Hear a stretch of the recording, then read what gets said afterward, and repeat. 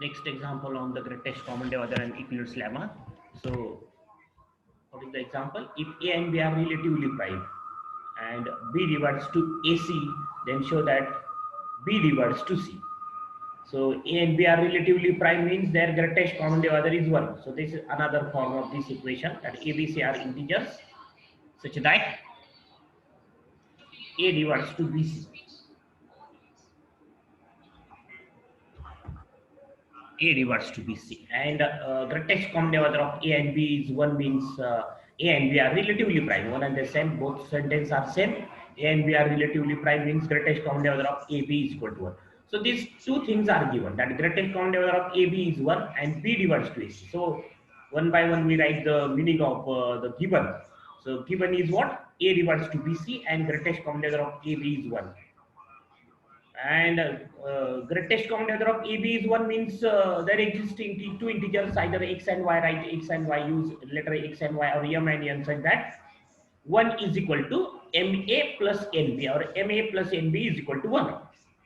Because the greatest common divisor of, suppose greatest common divisor of A and B is D, then D is expressed in the form A into some integer, that is x or m, or and B plus B into y or y, n. So 1, the greatest common divisor of A and B is 1, and therefore 1 expressed as in the form MA plus NB. So write 1 is equal to, or MA plus NB is equal to 1. Then multiplying by C, what do we have? MAC plus NBC is equal to C, multiplying this equation by C. And also write the meaning of A divides to BC. A divides to BC means BC expressed in the form A into some integer. So right here BC as AK. What is, why BC is AK? Because right here the meaning of A divides to BC, right here that A divides to BC, therefore BC expressed in the form A into some integer, A into some integer, suppose that integer is K. So write BC as AK and then take A as common. So what do we have? C is equal to, suppose this is X, NC plus NK is X. Then C expressed in the form A into some integer, and therefore A divides to C. So write this right side to the left side and left side to the right side. Then C is equal to X, that is C expressed in the form A into some integer, and therefore A divides to C. So this is also an important example, like it is in the exam March 10, March, April 13, and all the examples on the Euclid's lemma are important. So next is the definition of composite number. The number is called composite number if it is not prime number. So very simple definition, and that is it expressed in the form m into n, where m and n are both are greater than 1, obviously. So it is expressed as a product of two numbers greater than 1, or the number are not prime, then are called prime, are called composite number. Obviously the numbers are greater than 1. So these are the prime numbers 2, 3, 5, 7, 11. And so what are the numbers? Composite numbers 4. Between 2 and 3 there is 4. 4 is composite number. Between 3 and 5 there is 4. And between 5 and 7 there is a 6 number. Okay, that is composite. Between 7 and 11 there is number 8. Also 9 is also composite number, 9. Because it is not prime. 9. 10. These are the composite numbers. Okay, so the definition of composite number. Next is the example, that write these two numbers in canonical form and find their greatest common divisor, and means GCD and LCM. LCM means least common multiple. So what is the formula to find least common multiple? Either find the greatest common divisor of these two numbers and use this formula, that this is the notation for least common multiple, square bracket A comma B. Square round bracket A comma B means greatest common divisor of A and B, and the square bracket A comma B means the least common multiple, LCM. This is the notation for LCM. So find LCM by using this formula, that is find greatest common divisor of two number and divide this number mod A into B. What are A and B? A and B are given numbers. So mod A into B divided by greatest common divisor. This gives the least common multiple, LCM. Or separately we can find the LCM by using a canonical form, that is express the numbers into as a product of prime numbers. So we have to express this a, suppose a is 819 and b is 658, then we have to express these numbers as a product of primes. So a is equal to, so divide first by 2, but 2 is not divisor. So then divide by 3. So 3 into 8, 3 divided by 8, 9, 819. That is again divide by 3, divided by 7, divided by 13. In this way, we have the canonical form, that 3 raised to 2, 7 raised to 1, 13 raised to. No need of writing for 3, 7 raised to 0 or 2 raised to 0. 3 square, 7 raised to 1, 13 raised to 1. This is the canonical form of 819. And then canonical form of 658 is this: 2 raised to 1, 7 raised to 1, 47 raised to 1. And so what are the common factors? What are the common factors between these two? Is the greatest common divisor. So 2 raised to 2 is not common, 3 is not common, 7 is common. So 7 raised to 1 is common. Then 13 is not common, 47 is not common. So 7 is the greatest common divisor of these two numbers. So we can also find the greatest common divisor of these two numbers by using Euclidean algorithm. But here is the instruction that write this is in canonical form and then find greatest common divisor. So write canonical form and then find greatest common divisor. This is the notation for greatest common divisor, round bracket a comma b. And then LCM. What is the LCM of these two numbers?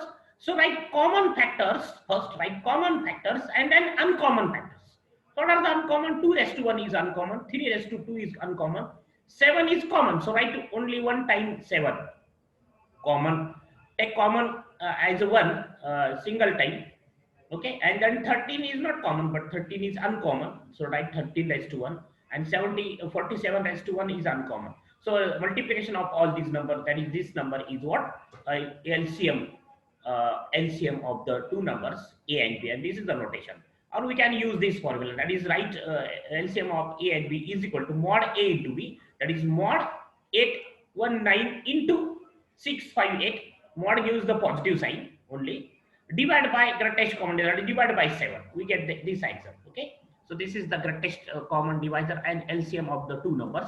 So if you have to find the LCM of two large numbers by using Euclidean algorithm, then find first the greatest common divisor of that two numbers and use this formula to find LCM of two numbers. So in order to find LCM of large number, we find first the greatest common divisor of that two number by using Euclidean algorithm and then use this formula to obtain LCM of the two numbers. So next example, p is prime such that p divides to a and p divides to a square plus b square, then show that p divides to b. So suppose p divides to a, this is given, p divides to a and p divides to a square plus b square. Then what happens? P divides to a, therefore p divides to a square obviously. And p divides to a square plus b square. These two sentence indicates p divides to a addition of these two number or subtraction of these two number, a square plus b square minus a square. Because if p divides to x and p divides to y, then p divides to x minus y. Suppose p divides to, this is x and this is p divides to y, then p divides to x minus y by using the properties of the divisibility. And this we have the p divides to b square, and therefore p divides to b square means p divides to b and b into b. P divides to b into b. P divides to b square means what? P divides to b into b. And p is prime. And we know that the Euclid's lemma is what? If p is prime and p divides to a into b, then either p divides to a or p divides to b. Here we have p divides to b into b, means by Euclid's lemma what we have? Either p divides to b or p divides to b. That is, both sentence are one of the sentence is true, that p divides to b or p divides to b, but both sentences are same, and so ultimately we have p divides to b by Euclid's lemma, because p divides to, what is Euclid's lemma? If p is prime and p divides to a into b, then either p divides to a or p divides to b. One of them is true. But here p divides to b square means p divides to b into b. And then what do we have by Euclid's lemma?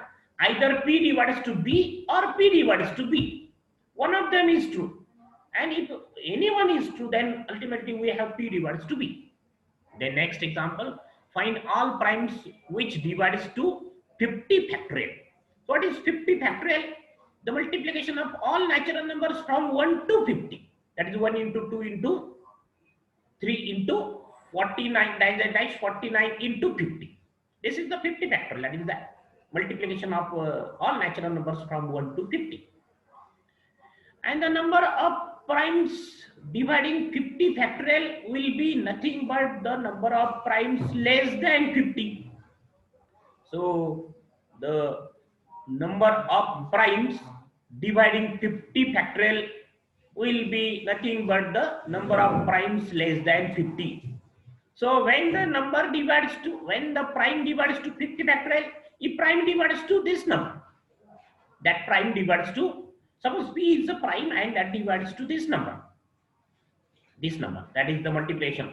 When we say the prime P divides to this number by using Euclid's lemma, corollary on Euclid's lemma, then when we say P divides to this number, if one of them, P divides to one of them, okay, and so this sentence that the number of prime dividing 50 factorial will be nothing but the number of primes less than 50. That is, just find numbers less than 50, and that are the numbers dividing 50 factorial. So what are the numbers less than 50 and are prime? So start from 2. One is not prime. So we have to find the numbers less than 50. We have to find the numbers which are primes and less than 50. So what are that numbers? 2, 3, 5, 7, 11, 13. So like the least up to 50, all like the list of primes up to 50. So these are the numbers less than 50, and these are the primes, so less than 50. And these are how many in numbers? 15 in numbers, which are 15 in number. And therefore the answer of the question is what? Find all primes which divides 50. So these are the primes. These 15 primes are the divisors of 50 factorial. So next example, show that root 7 is not rational number, or show that root 7 is a irrational number. What did they say? That show that root 7 is not rational number means show that root 7 is irrational number, because the number is not rational, then number is called irrational number. So we have to show the number is not rational number or is irrational number. So we have to show that root 7 is not rational number. The proof is by contradiction method. We assume that, suppose that root 7 is a rational number, and if we have some contradiction, then we say this statement is wrong means root 7 is a rational number, is wrong means root 7 is not rational number. So this is the procedure of method of contradiction. That is, we assume the given statement is wrong, or we assume the negation of the given statement. So we have to show root 7 is not rational number. We assume that, suppose that root 7 is rational number. So root 7 is rational number means root 7 expressed in the form P by Q. Because we know that the definition of rational number, a number is called rational number if it is of the form P by Q or expressed in the form P by Q. For example, 3 by 2 is rational number. 5 by 9 is a rational number. 5 is also rational number, because 5 you can write 5 in the form 5 by 1. 10 is rational number, because we can write 10 in the form 10 by 10 as a 20 by 10, or we can write 10 as 10 by 1. Then 5.2 is also rational number, because we can write 5.2 in the form 52 by 10. Okay, but this 52 by 10 is not its smallest form. For example, if we write, how can we write 4 is in the form of P by Q? We can write 4 in the form of the form P 4 by 1. Okay, or we can write 0.5 is also rational number. How we can write 0.5? 0.5 as a 5 by 10, or we can write 1 by 2, that is 1 by 2 is zero point 0.5. 3 by 6 is also the form of p by q form of 0.5. But what is the lowest form of 0.5? It is 1 by 2, because the greatest common divisor of 1 and 2 is 1. uh, 5 by 10 is not greatest common, is not smallest form of zero point 0.5, because the greatest common divisor of 5 and 10 is 5. So we assume that this root 7 is rational number. Therefore, root 7 expressed in the form p by q, where obviously p and q are integers. This is in the definition of rational number. And we assume this p by q, greatest common divisor of p and q is 1. Means this p by q is in its smallest form. Okay. And then what do we have? 7 squaring both sides. So what do we have? 7 is equal to p square by q square. And then p square is what? 7 into q square. And this p square express, this q is integer, means q square is also integer, and therefore p square expressed in the form 7 into some integer implies 7 divides to p square, because p square expressed in the form 7 into some integer, and therefore 7 divides to p square. And then by Euclid's lemma, 7 is the prime number. So what do we have? 7 divides to p into p, and therefore we have by Euclid's lemma either 7 divides to p or 7 divides to p. And that is ultimately we have one sentence is true, but any sentence is true, then we have 7 divides to p. Because what is the Euclid's lemma? If p is prime and p divides to a into b, then either p divides to a or p divides to b. Here 7 is prime, and 7 divides to p into p means what we have? Either 7 divides to p or 7 divides to p. That is ultimately we have 7 divides to p. And 7 divided to p means p expressed in the form 7 into some integer. So suppose there is r in z such that p is equal to 7 into r. Then squaring both sides. So we have p square is equal to 49 r square. And then write this p square as a 7 into q square. Write this value of p square as 7 into q square. So 7 into q square is equal to 49 r square. And then divide both sides by 7. We have q square is equal to 7r square, and this implies 7 divides to q square, because q square expressed in the form 7 into some integer. This r square is integer because r is integer, and this implies 7 divides to q square. And this implies by using Euclid's lemma that 7 divides to q into q implies 7 divides to q or 7 divides to q. That is, we have the 7 divides to q by using Euclid's lemma, and then q expressed in the form 7 into some integer. Suppose r1 is that integer, for some r1 belongs to z. And so from these two, that is from 2 and 4, this 2 and 4, what is the 2? P is equal to 7r, and what is q? Q is equal to 7r1, that is p expressed in the form 7 into some integer, q expressed in the form 7 into some integer, and therefore the 7 is the common divisor of 7 divides to q as well as 7 divides to p, means 7 is a common divisor of p and q, and therefore the greatest common divisor of p and q is what? Is either 7 or greater than 7, because 7 is the common divisor of p and q, means 7 becomes a greatest common divisor. When 7 becomes greatest common divisor of p and q, is 7 is greatest among all common divisors. But the greatest common divisor of p and q is not less than 7, because 7 is a common divisor. If 8, suppose 8 is common divisor other than 7 of p and q, then greatest common divisor of p and q becomes 8. Suppose 11 becomes 11 is the greatest common divisor, is a common divisor of p and q, then 11 becomes a greatest common divisor.